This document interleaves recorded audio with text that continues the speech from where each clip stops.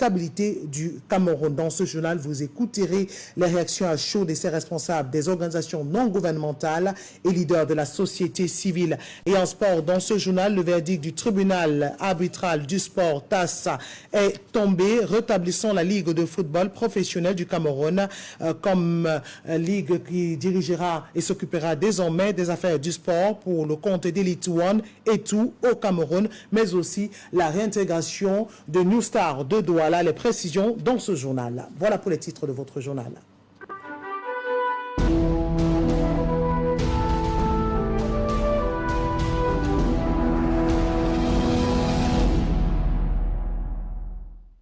Bonsoir mesdames et messieurs, merci de nous retrouver pour le 19h45 sur votre chaîne de télévision. Et nous vous l'annoncions en titre, marche du 22 septembre 2020, annoncée initiée par le Mouvement pour la Renaissance du Cameroun, en abrégé le MRC, le collectif des syndicats, des conducteurs de motos, taxistes de solidarisent de cette initiative. D'ailleurs, ils l'ont fait savoir à travers une marche, pancarte à la main ce jour, cet après-midi 17 septembre 2020, devant les services de la sous-préfecture, de la préfecture et du gouvernement. Les précisions et le compte rendu de cette descente par le reporter Jean Jamayena et Patrice Foucault dans ce reportage. Ils ont dit que nous sommes autotaxis, ça fait quoi? C'est un collectif des syndicats de conducteurs de mototaxis de la ville de Douala, très en colère, qui a pris d'assaut l'esplanade de la préfecture d'Ouvouri cet après-midi du jeudi 17 septembre 2020 pour dire non à la marche insurrectionnelle annoncée pour le 22 septembre prochain par certains partis politiques de l'opposition. Nous sommes ici pour un seul but, de remettre la lettre au préfet et au gouverneur pour les faire comprendre que nous ne partageons pas l'opinion des opposants. Face à l'autorité administrative, le collectif des syndicats des mototaximens était porteur d'un mémorandum à l'endroit du chef de l'État. Nous ne saurons nous associer ni de près ni de loin à un appel qui vise à renverser les institutions de la République. À l'issue des élections du 7 octobre 2018, où le peuple camerounais en effet donnait mandat au président de la République, son excellence Paul Biya, d'exercer la souveraineté nationale, à l'issue des élections législatives et municipales du 9 février 2020, où le peuple camerounais a également donné mandat aux membres du Parlement députés d'exercer la dite souveraineté. Tout appel de qui que ce soit visant à renverser les institutions trouvera sur son chemin non seulement la loi, mais également les mototaxis du Fouri. Il faudrait que vous travailliez le 22 normalement. N'arrêtez pas vos activités. Mais seulement, il faudra être vigilant. La vigilance doit être de mise pour ne pas permettre que ces oiseaux de mauvais augure là viennent infester notre cité. Je parle bien d'infester. C'est-à-dire en fait, nous les considérons comme des virus. Et pour ne rien faire à moitié, identifiables par leurs différents chasubles, des bensikineurs de la ville de Douala, avec en tête de file le préfet d'Ouvouri, Benjamin Boutou, se sont déportés à pied devant les services du gouverneur de la région du littoral, brandissant le drapeau tricolore et scandant des chants à l'unisson. Ils ont lu et remis à Samuel Dieudonné Iva Diboua le dit mémorandum. Votre déclaration visant à maintenir la paix à Douala a été entendue et sera transmise à qui de droit. Nous sommes venus rassurer l'autorité compétente, monsieur le gouverneur de la région du littoral. Les mototaxis ne prendront pas part de cet événement, de cette marche-là. Tout au contraire, nous sommes venus dire à monsieur le gouverneur que nous avions toujours été fidèles aux institutions de la République. Le message que nous venons lancer aujourd'hui, c'est un message fort. Personne n'empêchera le haut mototaxi le 22 de travailler ses 500. Tout au contraire, nous voulons dire à monsieur le gouverneur que ceux qui vont s'attaquer aux institutions vont d'abord vont voir les mototaxis sur leur chemin. À travers cette démarche républicaine, ces mototaximens qui ont été longtemps instrumentalisés par certaines formations politiques de l'opposition en pareille circonstance d'appel à l'insurrection disent désormais plus jamais ça au Cameroun. Ils ont dit que nous sommes mototaxis, ça fait quoi? Il n'y a pas de sous-métier, ça fait. Très belle mobilisation des conducteurs de mototaxi. D'ailleurs, ils ne sont pas les seuls. 5 associations se sont mobilisées aussi pour dire non à cette marche pacifique du 22 septembre 2020. Ils l'ont fait savoir ce jeudi 17 septembre grâce à un communiqué qui a été rendu public. Ceux-ci, plutôt, font allusion à un dialogue inclusif pour restaurer et pérenniser la paix au Cameroun ainsi que sa stabilité. Les précisions de cette réunion avec notre reporter Frédéric Moutomé dans ce reportage. 5 organisations de la société civile camerounaise disent non à l'appel à la manifestation publique du 22 septembre 2020 prochain lancée par le MRC. Se désolidarisant de cette marche, ces organisations de la société civile évoquent comme raison le dialogue et la préservation de la paix comme seul gage du développement du Cameroun. Étant entendu que la société civile ne se place pas dans la logique de chasser un président du pouvoir, et à la convocation des élections régionales, nous sommes d'accord sur la nécessité de la mise en place de ce front commun sur les questions pertinentes suivantes. La révision consensuelle du système électoral afin de garantir des élections libres et transparentes. La société civile l'amène depuis des décennies maintenant.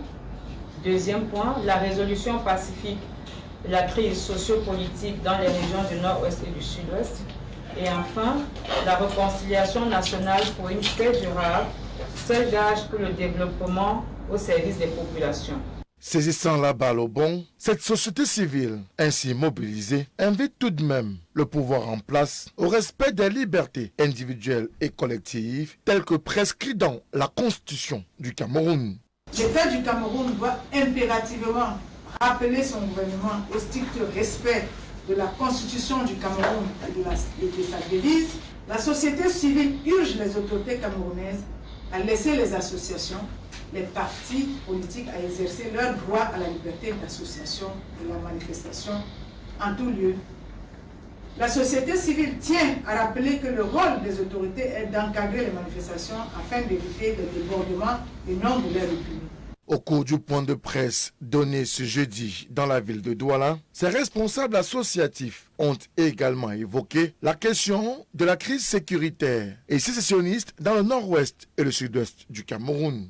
Et à ce propos, ces derniers interpellent les pouvoirs publics à prendre leurs responsabilités et surtout à mettre en place une commission justice, vérité et réconciliation. La commission Justice, Vérité et Réconciliation, en abrégé CJVR, se décline en 3 étapes principales. Avant la tenue de la commission Justice, Vérité et Réconciliation, l'ONUDAC propose la signature de l'accord de cessez-le-feu et de paix. L'ONUDAC propose la convocation de la commission Justice et Réconciliation proprement dite. La réconciliation est une étape importante dans cette autre phase.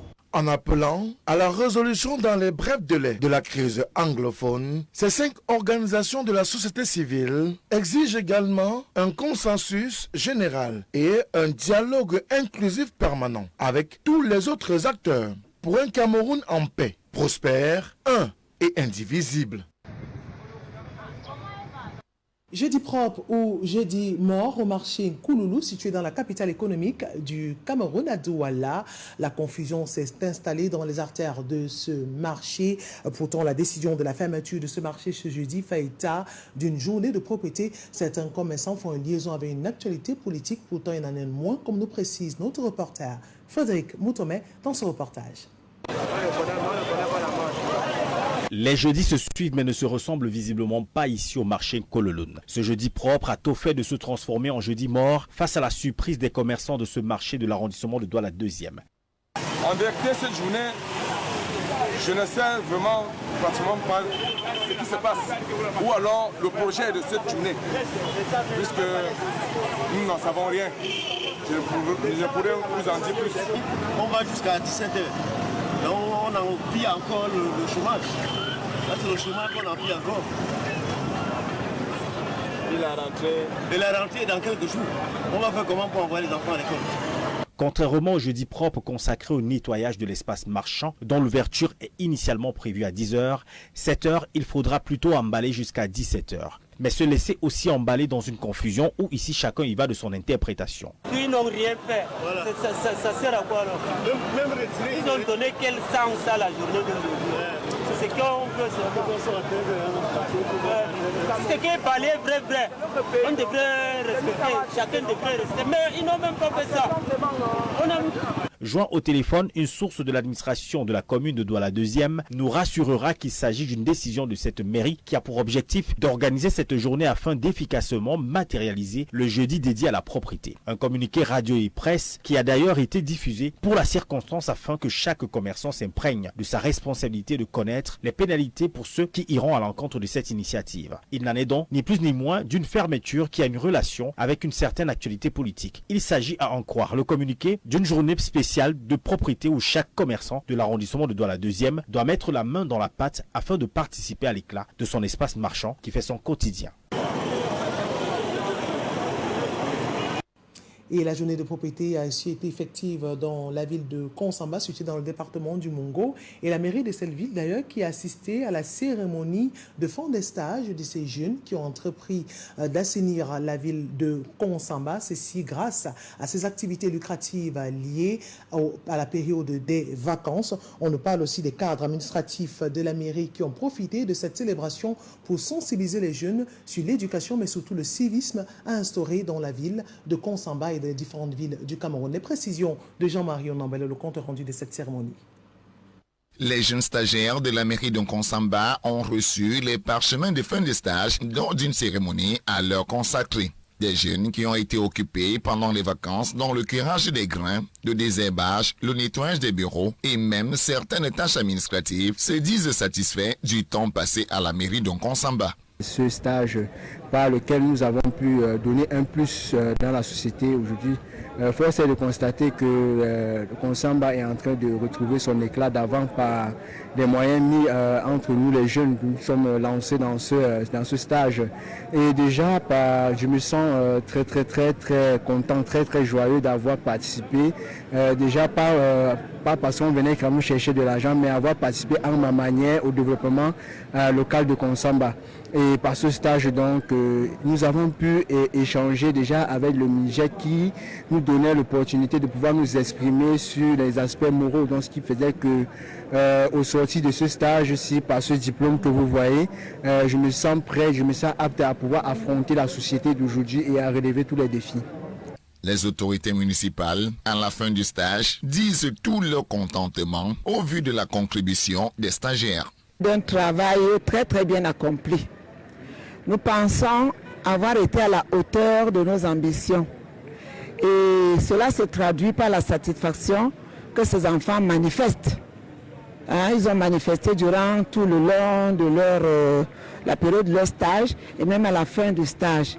Les jeunes qui ont été occupés pendant les vacances par la mairie de Konsamba ont aussi eu des rudiments en éducation à la citoyenneté. Durant un mois, les jeunes ont suivi une formation, les jeunes stagiaires de la mairie de la ville de Konsamba ont suivi une formation sur le réamorce. Réamorce qui est le réarmement moral, civique et entrepreneurial. Et nous avons aussi fait des cours sur l'insertion socio-économique. Nous avons pu donner les armes à ces stagiaires pour qu'ils puissent affronter la réalité de la vie. Ce n'est pas toujours évident. C'est vrai que nous, dans notre pays actuellement, comme dans le reste du monde, il est difficile, avec la situation du Covid, il est difficile pour les jeunes de pouvoir s'insérer parce qu'il y a des problèmes de finances et autres. Donc nous avons donné certaines armes. Ils sont assez outillés pour pouvoir affronter la vie. Notons que le stage de vacances à la mairie d'Nkonsamba a eu la contribution technique et académique des fonctionnaires du ministère de la Jeunesse et de l'Éducation civique. Et après la période des vacances, c'est la rentrée scolaire. C'est dans cette optique que les responsables du secteur d'éducation de base, du secteur privé, se sont retrouvés à Yaoundé ce jour pour la 15e session de la Commission nationale de l'enseignement privé au Cameroun. Commission nationale qui est revenue sur un point essentiel de ses assises, la contractualisation de l'enseignant dans le secteur privé pour permettre l'équitabilité de cette discipline au Cameroun. Les précisions de nos reporters depuis la ville de Yaoundé. À savoir le recensement des... 2 jours de travaux auront suffi aux experts pour se pencher sur la question de la contractualisation de l'enseignement privé au Cameroun. Les fondateurs qui ne sont pas en mesure de diriger, de gérer leur établissement peuvent choisir la contractualisation. Et cela veut dire que là, c'est l'État, c'est le ministère de l'enseignement de base qui pourra prendre en ce moment-là les écoles en question en charge. En ouvrant les travaux de la 15e session de la Commission nationale de l'enseignement privé de base, le ministre de l'Éducation de base, le professeur Laurent Serge Etodingwa, a été précis. La contractualisation de l'enseignement de base apparaît à la fois comme un cadre de performance multiple et comme une vision d'équité républicaine. Il s'agit donc aujourd'hui de trouver une modalité de contractualisation de tous ces aspects pour que non seulement les jeunes Camerounais qui vont étudier dans cet ordre d'éducation soient aussi bien encadrés que ce que le secteur public fait pour lui-même, mais aussi pour normaliser dans ce contexte également les rapports que les services publics entretiennent avec le secteur éducatif privé de base. C'est depuis 2015 que l'État a décidé d'adopter différentes stratégies pour réussir la contractualisation de l'enseignement privé au Cameroun. À ce jour, 40 écoles ont déjà été contractualisées dans les régions du littoral, du sud-ouest et de l'est. Et nous intéressons à la santé dans ce journal avec une journée un tout petit peu particulière. Il s'agit de la journée mondiale de la lutte contre l'arthrose et la communauté internationale s'est jointe au Cameroun pour célébrer cette journée un tout petit peu encore inconnue du grand public. Et notre reporter Marie-Praxet Toulou revient sur cette maladie qui frappe au Cameroun. Précision dans ce reportage. Ce 17 septembre, c'est la journée mondiale de l'arthrose, une journée dédiée à cette maladie articulaire qui touche de plus en plus de personnes dans le monde et dont les traitements sont longtemps restés uniquement asymptomatiques. Aujourd'hui, heureusement, la recherche a progressé et apporte de l'espoir à ceux qui souffrent de cette maladie au quotidien, pour permettre à nos os de glisser les uns des autres. Sur une mécanique bien huilée, leurs extrémités sont recouvertes de cartilage. Il arrive malheureusement que ce cartilage commence à perdre en épaisseur et à se fissurer pour finir par disparaître. On parlera à ce moment donné d'arthrose. Ce jour, la journée mondiale de l'arthrose est une occasion d'apprendre un peu plus sur cette maladie douloureuse et handicapante. Une maladie articulaire de plus en plus fréquente avec pas moins de 300 millions de personnes qui en souffrent et plus de 10 millions rien qu'en France. Cette maladie est reconnue comme étant la plus répandue des maladies articulaires, d'autant que toutes les articulations peuvent être touchées. Selon l'ISERM, la plus fréquente serait l'arthrose de la colonne vertébrale. Viendrait ensuite celle des doigts, puis celle des genoux et enfin celle de la hanche. Chaque année, plusieurs pays du monde mettent des manœuvres en marche pour combattre cette épineuse question de santé. Blick. Et selon les derniers sondages, les chiffres mondiaux pourraient aller jusqu'à 600 millions de malades en 2050. Le plus inquiétant, c'est que les autorités sanitaires estiment que ce chiffre pourrait encore s'accroître. Les causes de l'arthrose apparaissent multiples. Il y a d'abord le vieillissement naturel du cartilage, ensuite le vieillissement de la population. Mais, autre cause, c'est la question du surpoids, car nous nous alimentons de moins en moins bien. Cette journée sera donc une occasion de sensibiliser sur l'importance d'une bonne alimentation pour entretenir ses os et les mettre à l'abri d'une éventuelle arthrose. Et en culture, bientôt la revalorisation des artistes musiciens du statut des créateurs des œuvres de l'esprit pour le bien-être, leur épanouissement. C'est une information qui a été donnée lors d'une annonce faite ce mercredi 16 septembre 2020 à Douala. Mais on parle aussi du mandat de membre qui est-il arrivé à l'expiration? C'est l'interrogation proposée ce jour par notre reporter Charles Fils Ekangé qui est descendu dans le milieu artistique qui divise ce milieu. Il nous propose des tentatives de réponse dans ce reportage. D'entrée de jeu, le président fondateur du Rassemblement des artistes musiciens camerounais a égrené une litanie de difficultés, notamment avec la crise sanitaire liée à la pandémie du Covid-19 qui a frappé de plein fouet les spectacles, la commercialisation des œuvres de l'esprit qui a considérablement chuté et la gestion collective calamiteuse du droit d'auteur par la SONACAM avec une répartition à tête chercheuse. Vous avez remarqué depuis près de 3 ans que la SONACAM n'a rien respecté, cette équipe en place, en ce qui concerne les tests fondamentaux qui ont été falsifiés.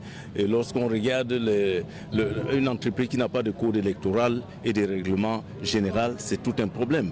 Pendant plus de 3 ans, les répartitions sont arbitraires et nous tirons l'attention des uns et des autres. Ces administrateurs ne sont pas des percepteurs. Nous avons un compte de dépôt spécial où chaque usager peut faire des versements. Il faut les visas du président de la commission de contrôle et de création sur les quitanciers et sur les facturés. Donc tant qu'ils n'ont pas ça, ils ne peuvent pas percevoir. Et je dis encore que les perceptions directes sont interdites. Lorsqu'on voit certains administrateurs qui font des perceptions sur le terrain, ils n'ont pas qualité. C'est de l'escroquerie, c'est du pur banditisme. Et face à ces difficultés qui n'honorent pas la musique camerounaise, il est plus qu'urgent pour les membres du RAMCA de trouver des solutions pérennes pour le bien-être et l'épanouissement de l'artiste musicien. Vous avez constaté qu'il y a la CMC dans la salle, la SOCAM, les membres de la SONACAM et tout ceci. Nous voulons désormais conjuguer le même verbe, discuter de ce qu'il faut et soit renforcer la SONACAM parce qu'elle a déjà l'agrément et mettre une nouvelle équipe ou alors trouver notre nouvelle société avec une forme juridique et qui respecte les normes d'une entreprise normale. Au cours de cette assemblée générale du RAMCA, la toute première du genre, les débats étaient axés sur la nouvelle loi des mouvements et associations culturelles, l'assurance maladie et la retraite des artistes. C'est rassurer que les membres, les artistes désormais ont une assurance en cas de maladie, en cas de décès et autres. Nous préparons également nos membres de s'habituer à la cotisation de la CNPS par rapport à leur retraite parce que vous avez remarqué que les artistes au Cameroun ont une retraite pas admirable. Les travaux se sont achevés ce mercredi 16 septembre 2020 à Douala par la présentation officielle des membres qui constitue le bureau national du RAMCA, Rassemblement des artistes musiciens camerounais. À votre suite, Jean-Jamaï Navouké va assister à l'Assemblée générale des artistes musiciens camerounais. Une question plane. Le mandat des membres est-il arrivé à expiration? Cette question divise le milieu artistique et laisse comparaître notre son de division. Tentative de réponse dans ce reportage de Charles Fils Ekangé.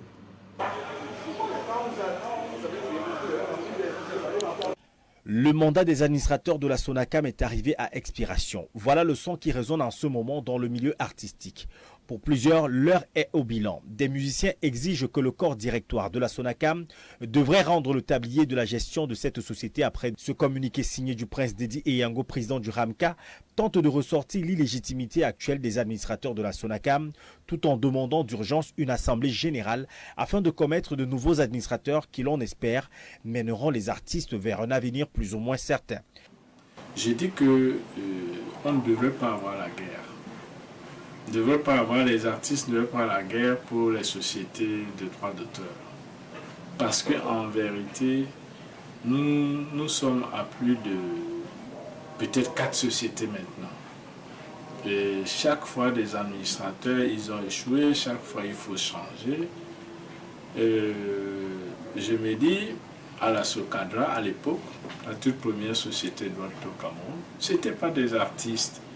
Et ça fonctionnait, ça n'avait pas de problème. C'est vrai que maintenant, les artistes ont dit non, nous-mêmes, on peut gérer nos sociétés. Mais en vérité, à chacun son poste, à chacun sa place. Et s'il y a des artistes qui ont appris la gestion, il faut les mettre dans la gestion. Qu'on ne tient pas compte que beaucoup de choses vont se lapider parce que ces artistes-là, ils maîtrisent la gestion, ils vont le faire. Non, ceux qui maîtrisent la gestion, qu'on les met dans les affaires pour que ça... Par contre, Sanfant Thomas, PCA de la Sonacam, tout en reconnaissant l'expiration de leur mandat, survenu depuis le 9 septembre 2020, invite ses confrères au respect des règles, comme l'indiquent les textes. C'est très simple. Aujourd'hui, je dois convoquer une assemblée, et c'est dans une assemblée, finalement, qu'on va constater si le mandat est arrivé à terme. De toute façon, on était élu le 9, personne ne veut s'éterniser là-bas. On a été élu le 9 septembre 2017. Au 9 septembre, au 8 septembre 2020, ça fait quand même 3 ans. Sauf qu'il y a une nuance. À le moment, nous on s'était appesantis sur une loi, un article des statuts qui parlait de la mise en lancement des activités. Pour qu'il n'y ait pas d'amalgame et puis que ça n'aille pas dans tous les sens, dans cette assemblée, il y aura un bilan de la Sonacam. Alors, et les artistes seront au courant de comment la Sonacam va fonctionner pendant 2 ans. Parce qu'il faut bien dire 2 ans, parce qu'on a démarré les activités le 27 juillet 2018. Donc moi, je ne voudrais pas rentrer dans une polémique, parce que ce n'est que le commissaire au compte et le rapport du DG et tout ce qui s'est dit pendant la réunion avec le ministre, et les membres de la Sonacam apprécieront. À quand donc la fin de cette symphonie de la division chez nos artistes? Cette question restera malheureusement pendante, tout en attendant la suite de l'affaire. Attention, parce qu'avant les 25 000, l'argent qu'on nous avait donné... Et en ce moment, dans ce journal, le verdict du tribunal arbitral de sport rétablissant la Ligue professionnelle de football du Cameroun est lourde de conséquences, entraînant l'annulation de la saison sportive 2019-2020 par la Fédération camerounaise de football. Du moins, c'est l'avis des hommes de droit qui se sont exprimés dans ce reportage d'Isobel Apollinaire. Bon, les précisions. La Ligue est rétablie dans ses droits à partir du 18 octobre 2019.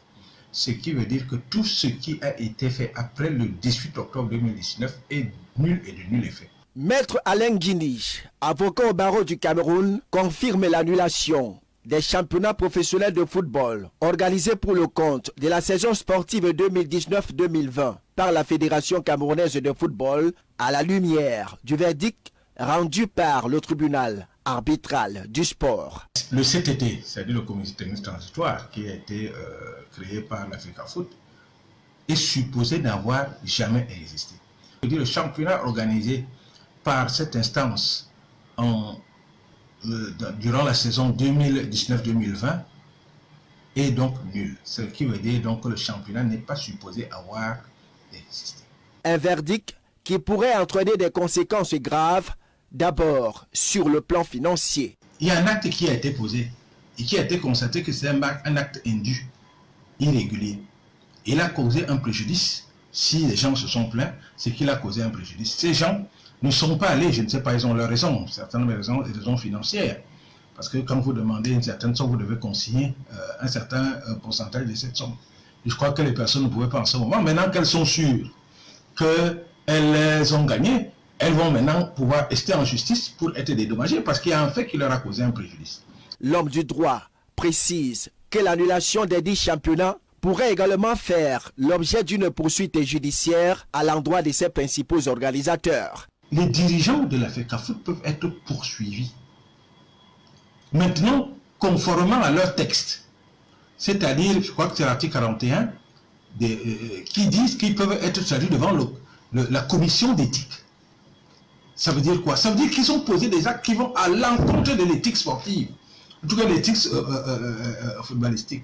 Parce que la décision dit qu'ils ont pris une décision pas sur des fondements objectifs, mais sur des fondements subjectifs. Ça veut dire qu'il y a donc eu un acte qui a créé un mal profond dans le football, allant à l'encontre de l'éthique. Donc à partir de ce moment, croyez-moi, ce n'est pas seulement, à mon avis, ce n'est pas seulement le président, ou c'est l'ensemble de tous ceux qui ont pris la décision. C'est-à-dire quoi? Le bureau, le comité exécutif et même l'Assemblée générale, parce que c'est la décision de l'Assemblée générale qui a été déférée devant les instances juridictionnelles. Et le plus perdant dans cette histoire semble bien être PWD de Bamenda, sacré champion du Cameroun à l'issue du championnat professionnel de Ligue 1 et dont le titre est désormais remis en question. Vous leur avez fait jouer un championnat, ils ont recruté, ils ont joué ce championnat, ils ont été déclarés champions et ils ont recruté des joueurs pour la prochaine saison parce qu'ils devaient jouer la Ligue des champions. Donc forcément, quand vous devez aller des champions, vous mettez la main dans la poche pour avoir une équipe conséquente et efficace. Et pour cela, vous prenez des joueurs qui vous semblent les bons pour cette échéance. Maintenant, ce n'est plus possible. C'est que vous voyez bien qu'ils ont dépensé de l'argent. Et ils risquent avec tout ça, avec ces joueurs qu'ils ont payés, je préfère dire comme ça, à prix d'or. Ils risquent de se jouer peut-être en deuxième division. C'est donc dans un chaos total, dans lequel baigne désormais le football camerounais, au lendemain de cette décision du tribunal arbitral du sport, de rétablir la Ligue de football professionnel du Cameroun dans ses droits. Et après cette sentence du tribunal arbitral de sport, le TAS fait au Cameroun, le ministre des Sports, le professeur Nassis Moelle Kombe, a eu une réunion de concertation ce jour à Yaoundé, réunissant le président de la Fédération camerounaise de football, le président du comité national olympique du Cameroun et surtout le président de la Ligue pour demander à ces différentes personnalités de fumer le calumet de la paix pour la stabilité, mais surtout la pérennisation de notre football, afin de redorer le blason de ce sport au Cameroun. Précision dans ce reportage. Réhabiliter l'équipe de football New Star de Douala en première division après une suspension de plusieurs mois. Retour aux affaires de la Ligue professionnelle. Telles sont les différentes décisions du tribunal arbitral du sport après le litige qui opposait la Fédération camerounaise de football à la Ligue professionnelle et New Star de Douala. Après la sentence prononcée par le tribunal arbitral de sport, le TAS rendu ce 14 septembre suit l'affaire ayant opposé la Ligue de football professionnel du Cameroun à sa tutelle fédérale qui est la Fédération camerounaise de football suite à son litige du 22 août 2020 dans laquelle la Ligue a été suspendue suite à son opposition sur l'examen et l'adoption des nouveaux statuts par l'Assemblée générale de la Fédération camerounaise de football. La FECAFOOT avait conséquemment mis en place un comité technique transitoire pour organiser les championnats professionnels et les One et tout. Et lors de cette réunion de concertation avec la Ligue de football, le Comité national olympique du Cameroun, le ministre des Sports, Nassis Moelle Kombe, a demandé à la FECAFOOT de respecter les décisions du TAS. Ayant pris le pas sur la compétition. Mais tout ceci n'est pas une fatalité, n'est pas insurmontable. Tout ceci, par la bonne volonté, les bonnes dispositions des uns et des autres, peut trouver des solutions heureuses. Il s'agit, me semble-t-il, pour chacun de nous, de faire son introspection, son examen de conscience et d'être positif pour le bien du football qui charrie les espoirs de toute notre nation.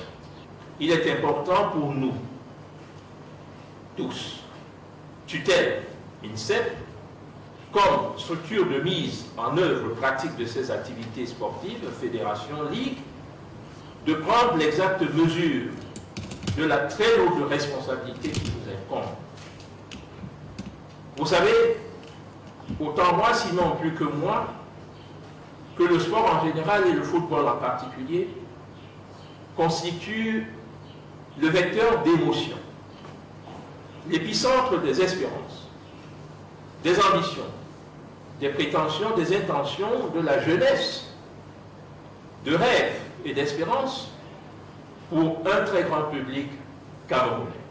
Dans son discours, le ministre des Sports et de l'Éducation physique a malheureusement fait le constat que le football et ses nombreuses activités ont quitté les différents stades pour se retrouver derrière les prétoires. Il exhorte tous les présidents de clubs, la Fédération camerounaise de football et la Ligue de football professionnel de fonctionner désormais main dans la main, comme le recommande le premier sportif camerounais Paul Biya, pour redorer le blason du football à travers l'Afrique et le monde entier. Sont la preuve de la vitalité de notre peuple et honore notre pays.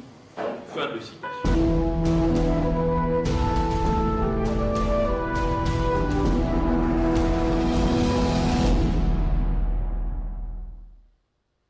Et à l'étranger, un centre de santé détruit et 2 infirmières violées en République démocratique du Congo. TV5 Monde.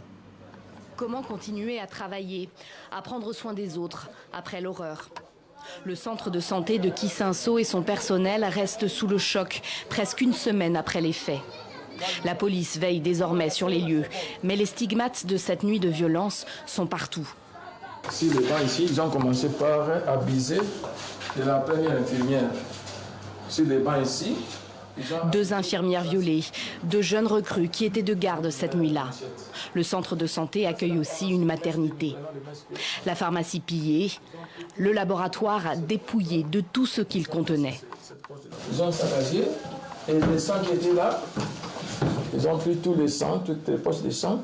Une 60aine d'hommes armés, des voyous, des koulounas comme on les appelle en RDC, ont fait irruption dans la nuit de vendredi à samedi dernier. Arrachant les perfusions des malades, volant le matériel, les téléphones portables pour que personne ne puisse prévenir la police. Ce centre de santé fonctionne surtout avec du personnel féminin, des femmes qui n'ont pas été obligées de retourner travailler. On allait même fermer les centres, mais vu que c'est le seul centre, les seules formations où toute la population vient prendre soin, alors on ne pouvait pas fermer. La justice congolaise a réagi. 8 hommes ont comparu devant le tribunal de Matete ce lundi et ce mardi. Il s'est déplacé au cœur même de la commune de Kisinso, devant des centaines d'habitants du quartier.